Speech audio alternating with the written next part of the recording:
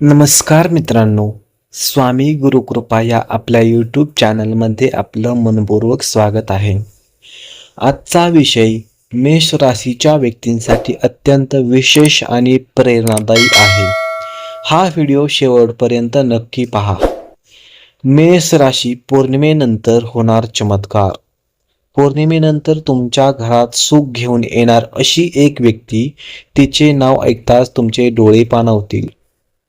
तर कोण आहे ही व्यक्ती हे पाहण्यासाठी पूर्ण व्हिडिओ शेवटपर्यंत नक्की पहा. मित्रांनो, पौर्णिमेचा दिवस हा आध्यात्मिक दृष्ट्या अत्यंत शक्तिशाली मानला जातो.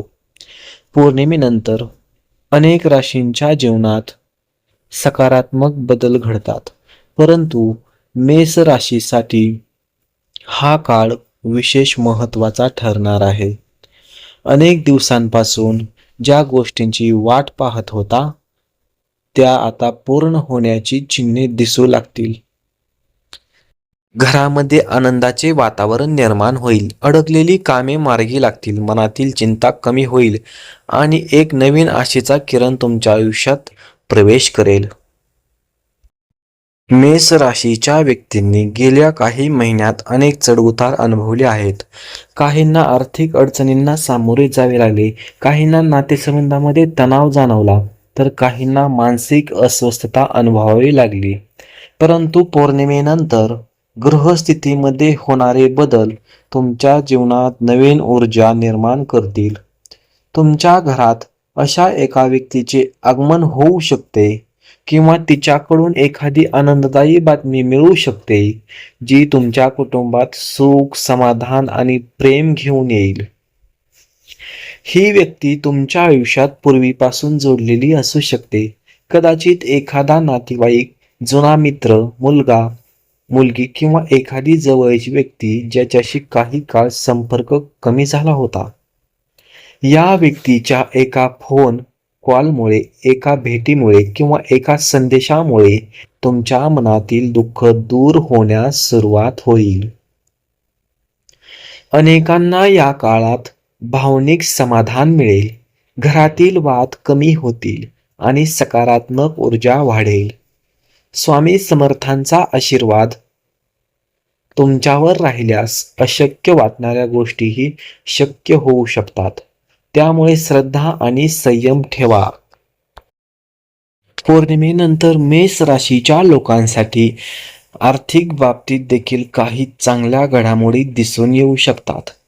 एखादे अडकलेले पैसे परत मिळू शकतात किंवा नवीन उत्पन्नाचा मार्ग खुला होऊ शकतो. मित्रांनो, अनेक वेळा जीवनात अशी परिस्थिती येते की आपण सर्व आशा सोडून देतो, परंतु नियती आपल्यासाठी काहीतरी वेगळं लिहून ठेवलेली असते.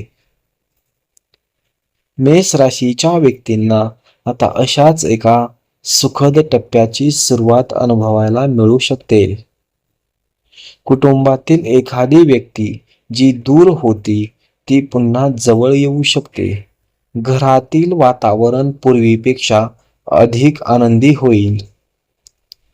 काही जणांना विवाह, साखरपुडा, नवीन नोकरी, व्यवसायातील प्रगती किंवा घरात एखादा शुभ समारंभ यासारख्या बातम्या मिळू शकतात. ज्यांच्या मनात सतत चिंता होती त्यांना मानसिक शांतता मिळण्याची शक्यता आहे. अनेक दिवसांपासून प्रलंबित असलेली कामे पूर्ण होतील. समाजात मान सन्मान वाढेल. लोक तुमच्या कामाचे कौतुक करतील. या काळात स्वामी समर्थांचे नामस्मरण करणे तुमच्यासाठी विशेष लाभदायक ठरू शकते. सकाळी आणि संध्याकाळी श्रद्धेने प्रार्थना केल्यास मन अधिक स्थिर राहील आणि सकारात्मक विचार वाढतील. मेष राशीच्या व्यक्तींनी येणाऱ्या दिवसांमध्ये कोणत्याही संधीला कमी लेखू नका. प्रत्येक छोटा बदल भविष्यात मोठे यश घेऊन येऊ शकतो. पौर्णिमेनंतरचा काळ तुमच्यासाठी नवीन आशा, नवीन नाती आणि नवीन संधी घेऊन येत आहे. जीवनात जे काही घडत आहे त्याकडे सकारात्मक दृष्टीने पहा.